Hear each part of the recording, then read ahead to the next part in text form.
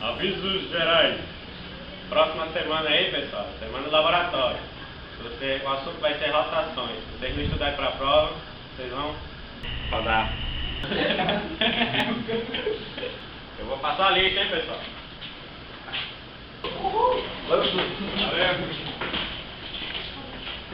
Hoje nossa aula terá um tema adicional: a força de Coriolis.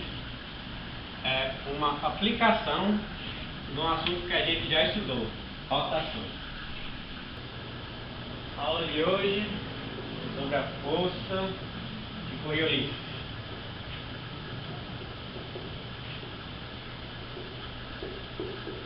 Agora vamos começar a nossa aula. No ano de 1835, o engenheiro francês Gustave Coriolis escreveu em seu artigo a definição matemática sobre a força que anos depois levaria o seu nome. A argumentação de Gustave Coriolis baseava-se em análise do trabalho das energias potencial e cinética nos sistemas de rotação. Entretanto, atualmente, a demonstração que mais se utiliza para ensinar a força de Coriolis faz uso da cinemática. No século XIX é que a força de Coriolis ganha mais representatividade, fazendo aparição na literatura meteorológica e oceanográfica. Trata-se de uma força que, na Terra, atuando mudando a direção do movimento do corpo para a direita, no hemisfério norte, e para a esquerda, no hemisfério sul. Está presente desde a grande escala da circulação atmosférica, desenvolvimento de furacões, brisas marítimas, tempestades, ciclones, tsunamis, dentre outros. Sua descoberta possibilitou explicar a circulação de ar em torno de um centro de altas ou baixas pressões, em que o sentido do deslocamento é dependente do hemisfério onde ocorre o fenômeno. Ou seja, no hemisfério sul, o movimento ocorre no sentido horário. Já no hemisfério norte, ocorre no sentido anti-horário. A força de Coriolis aparece como sendo uma componente suplementar da força centrífuga, sentida por um corpo em movimento relativo a um referencial em rotação. Essas duas forças são consideradas pseudoforças ou forças inerciais. A força de Coriolis está presente apenas quando o objeto se encontra em movimento em relação ao referencial não inercial. Em consideração, para que tal força venha a existir, é necessário que um corpo que possua uma massa m encontre-se em um sistema que esteja em rotação, possuindo esse sistema uma velocidade angular ômega, sendo também necessário que esse corpo possua uma velocidade linear v. Essa força é perpendicular ao eixo de rotação do referencial não inercial, em relação ao referencial inercial e ao vetor da velocidade do objeto em movimento.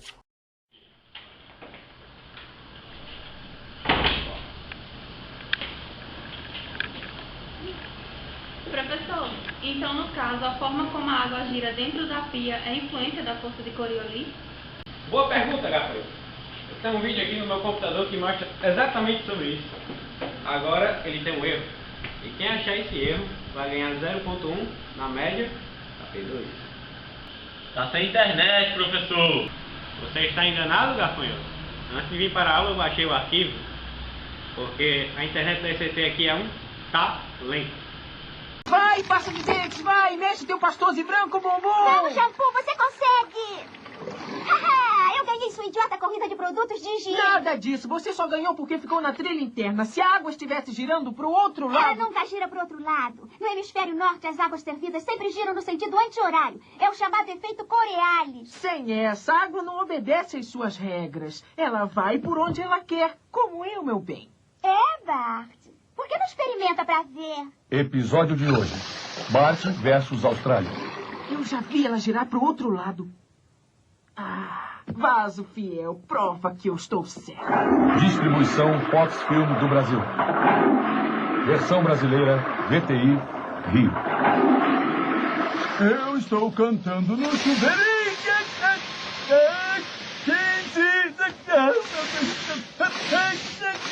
Quem é que está fazendo isso?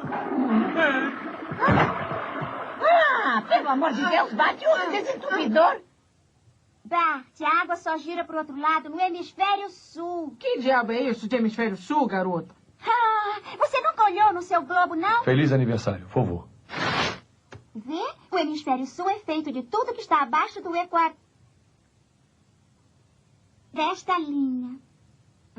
Deixa eu ver, por exemplo, na Argentina ou em Rand McNally, as águas giram ao contrário? Aham.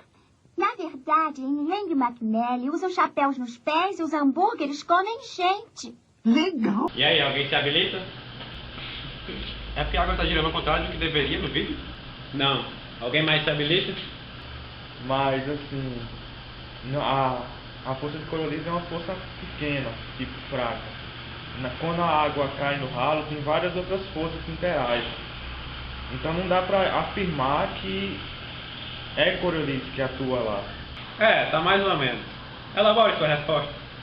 É certo que varia o sentido de acordo com o hemisfério, tá? Do jeito que a água escoa no ralo.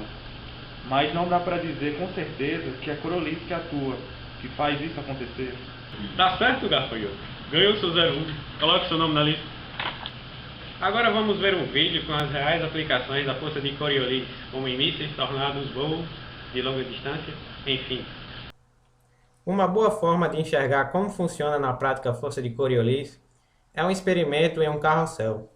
Uma pessoa joga uma esfera a partir do centro do carrossel e no que é para si uma direção radial, para a pessoa dentro do carrossel, num sistema referencial rodando com o carrossel, a trajetória da bola é aproximadamente um segmento de reta, mas como o carrossel está rodando, a trajetória descrita será vista como uma curva por uma pessoa fora do carrossel, que está num sistema referencial fixo ao solo, mas que relativamente ao referencial do carrossel.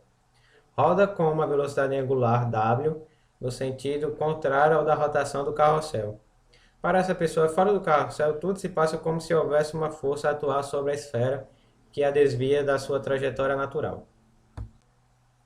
As aplicações de tal força podem ser mais bem visualizadas em grandes sistemas, como, por exemplo, o movimento giratório dos furacões.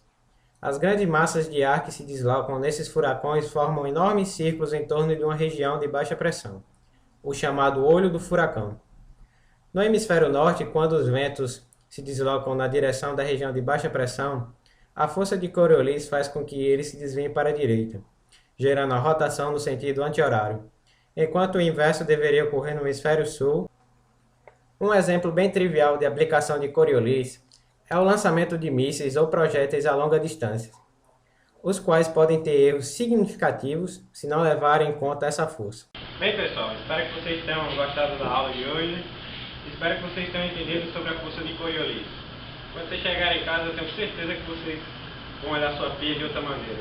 E estudem, viu? Porque senão suas notas vão por água abaixo.